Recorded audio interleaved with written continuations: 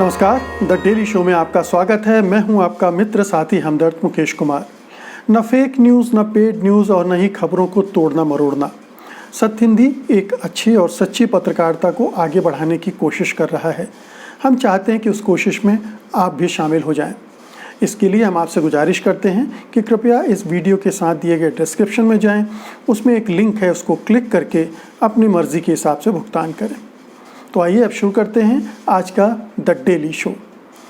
दोस्तों, केंद्र सरकार के महाधिवक्ता तुषार मेहता ने गुरुवार को सुप्रीम कोर्ट में जो कुछ भी कहा, उससे केंद्र सरकार की मानसिक स्थिति का पता चलता है।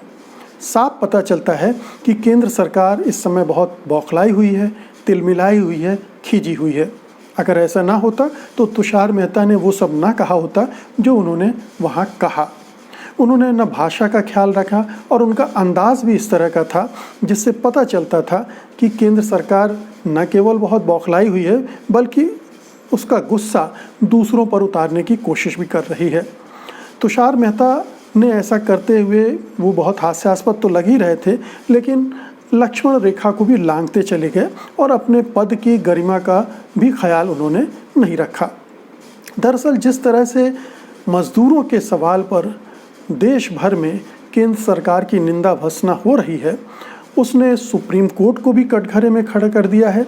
और केंद्र सरकार तो कटघरे में है ही, उस पर तो सवाल उठ ही रहे हैं और आक्रमण भी लगातार हो रहे हैं।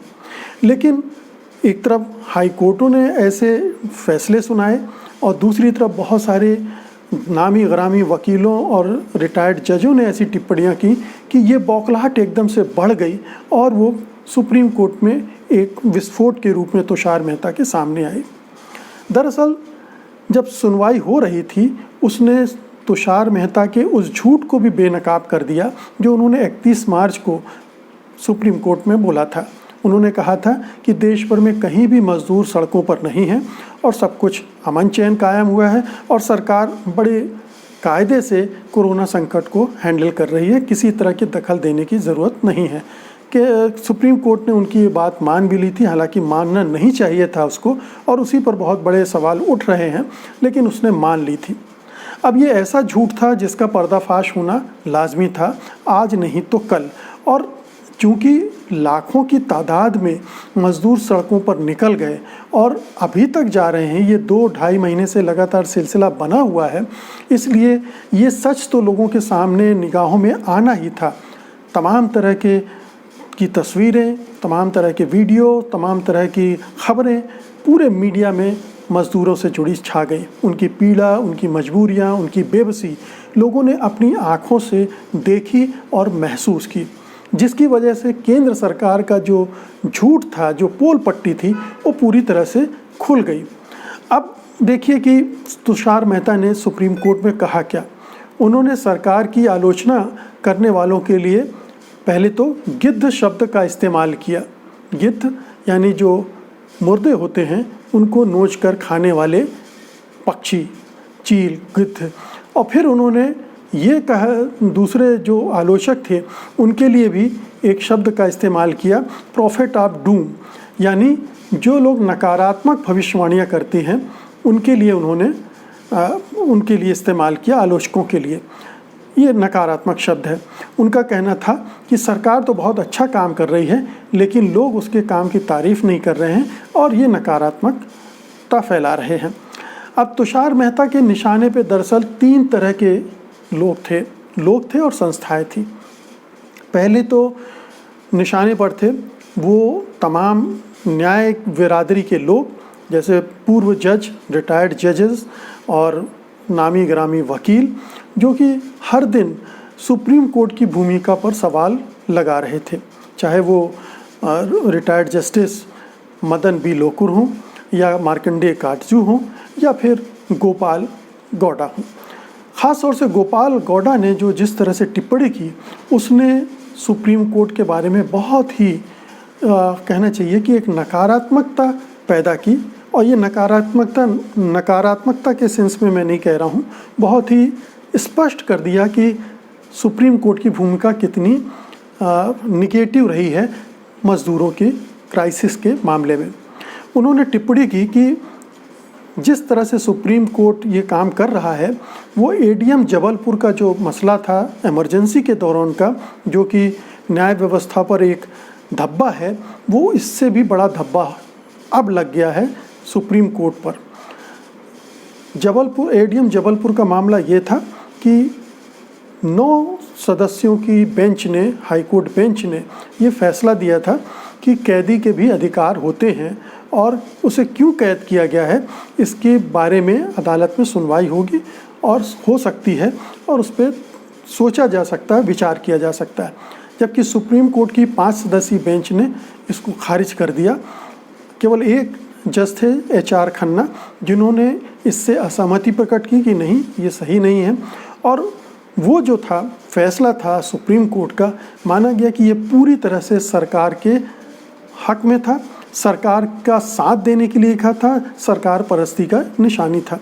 तो इस तरह से ये जो स्थिति बनी है, जो सुप्रीम कोर्ट जिस तरह से अभी व्यवहार कर रहा है, उसको लेकर भी इस तरह की चीज़ें बन रही हैं।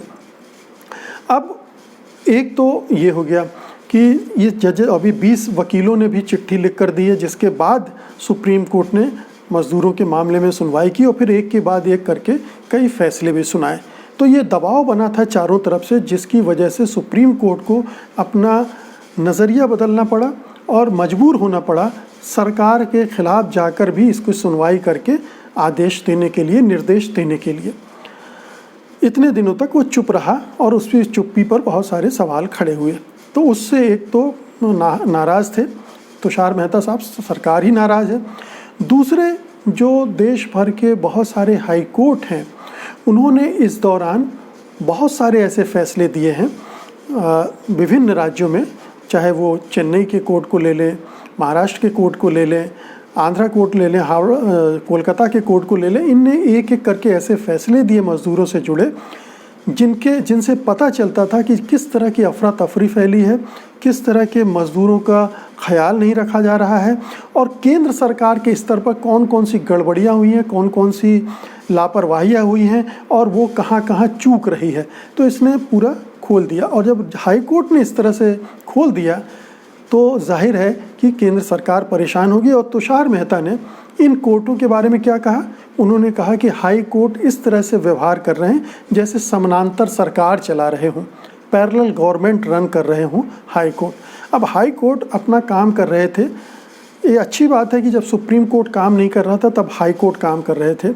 और ये भी अच्छी बात है, ये जुड़ती है गोपाल गौड़ा साहब के उस स्टेटमेंट से भी, उनके कथन से भी, कि इमरजेंसी में जिस तरह से सुप्रीम कोर्ट ने सरकार के सामने घुटने टेक दिए थे उस समय की, लेकिन उस समय हाई कोर्ट ने ऐसे ऐसे फैसले दिए थे जिसने सुप्रीम कोर्ट को उस समय बेनकाब किया था और केंद्र सरकार को भी। ठीक लगभग वही स्थिति आज बनी हुई है कि हाई कोर्ट तो ठीक ढंग से काम कर रहे हैं, कई फैसले अच्छे दे रहे हैं, लेकिन सुप्रीम कोर्ट पीछे हट रहा है। तो चूँकि हाई कोर्ट इस तरह से फैसले दे रहे थे तो सरकार को चिंता हुई कि सुप्रीम कोर्ट को तो उसने मैनेज कर लिया था अपने झूठ से या जिस तरह से भी, लेकिन हाई कोर्ट मैनेज नहीं हो पा रहे थे, इसकी खींच थी उसको। तो उसने कहा कि हाई कोर्ट जो है वो समानांतर सरकारें चला रहे हैं, जो कि एक कहना चाहिए कि अवांछित वक्तव्य है। इस तरह की टीका टिप्पणियाँ हाई कोर्टों के बारे में नहीं की जानी चाहिए। अगर आप कोर्ट की अवमानना की बात करते हैं तो हाई कोर्ट की भी अवमानना होती है इस तरह के स्टेटमेंट से, लेकिन चूंकि महाधिवक्ता हैं इसलिए बहुत सारी छूट वो ले सकते हैं और उन्होंने ली है। तो यहाँ भी उसने तुषार मेहता साहब ने, ये दूसरा निशाना था।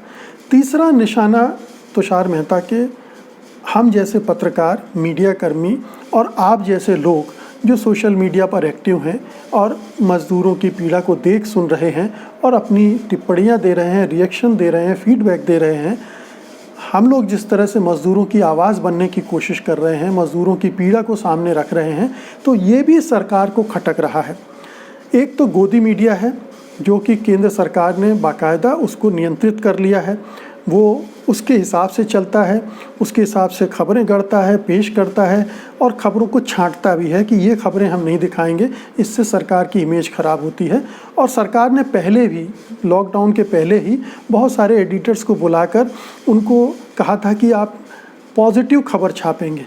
तो एक निर्देश सा दे दिया गया था कि सरकार के खिलाफ निगेटिव खबर आप न छापें। तो पूरा गोदी मीडिया उसी में लगा हुआ था। उसके बरक्स जो दूसरे जो छोटे छोटे स्वतंत्र माध्यम हैं वो इस तरह से एक्सपोज कर रहे थे सरकार को, और मीडिया भी एक्सपोज हो रहा था क्योंकि वहाँ सच नहीं आ रहा था और बाकी जगह सच दिख रहा था। तो सरकार एक्सपोज हो रही थी, सुप्रीम कोर्ट कटघरे में आ गया था, जो गोदी मीडिया है वो एक्सपोज हो रहा था। तो इन सब की वजह से तुषार मेहता साहब और भी ज़्यादा एग्रेसिव थे, और भी ज़्यादा खींचे हुए थे, बौखलाहट में थे, और वो टिप्पणियों पर टिप्पणियाँ किए जा रहे थे। लेकिन उनकी इस टिप्पणी ने उनको ही और बेनकाब कर दिया। मतलब अगर वो इस तरह की बातें न कहते तो शायद हम लोग इस पर चर्चा न करते कि केंद्र सरकार कितनी परेशान है इस निंदा भत्सना से, इस आलोचना से जो कि चारों तरफ उसकी हो रही है, जिसको वो ढकना चाहती थी, छिपाना चाहती थी। ऐसे में हो सकता है कि सरकार अब इस आलोचना, निंदा भत्सना से घबराकर और भी कोई कड़ा कदम उठाए, इमरजेंसी जैसे प्रावधानों का इस्तेमाल करे ये सारी खबरें दबाने के लिए और इस तरह की आवाज़ों को कुचलने के लिए। ये सही रास्ता नहीं होगा, क्योंकि इसका अंजाम हमेशा बुरा होता है, जैसा इंदिरा गांधी का हुआ, जैसा उस समय की कांग्रेस सरकार का हुआ, और सुप्रीम कोर्ट की छवि को जिस तरह से नुकसान पहुंचा, और उस दौरान मीडिया ने जो नकारात्मक भूमिका निभाई थी उससे मीडिया की क्रेडिबिलिटी को जो नुकसान पहुंचा था, ठीक आज की तारीख में वही हो सकता है। इसलिए बेहतर तो ये होगा कि केंद्र सरकार आत्ममंथन करे, सोचे कि वो क्यों इस तरह के कदम उठा रही है जिसकी आलोचना हो रही है, क्यों वो झूठ के सिर पर सवार होकर चलना चाहती है, क्यों वो लोगों को बेवकूफ़ बनाने में ज़्यादा दिलचस्पी रखती है। इनसे हटकर ठोस फैसले लेने के लिए, लोगों के साथ मिलकर आगे बढ़ने के लिए उसको अपना आत्ममंथन के जरिए रास्ते निकालने चाहिए। यही सही रास्ता होगा, ये लोकतांत्रिक रास्ता होगा, संवैधानिक रास्ता होगा, कानूनी रास्ता होगा, और यही इस संकट की घड़ी में इसी तरह के रास्ते काम आते।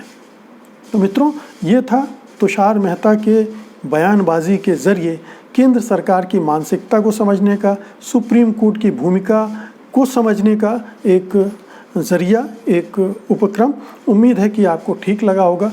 अगर ठीक लगा हो तो कृपया इस वीडियो को लाइक कीजिए, इसको शेयर कीजिए और इस चैनल को सब्सक्राइब भी कीजिए। बहुत बहुत शुक्रिया आपका, धन्यवाद। सत्य हिंदी के और वीडियोस को देखने के लिए हमारे YouTube चैनल को सब्सक्राइब करें और सीधे नोटिफिकेशन पाने के लिए बेल आइकन दबाएं।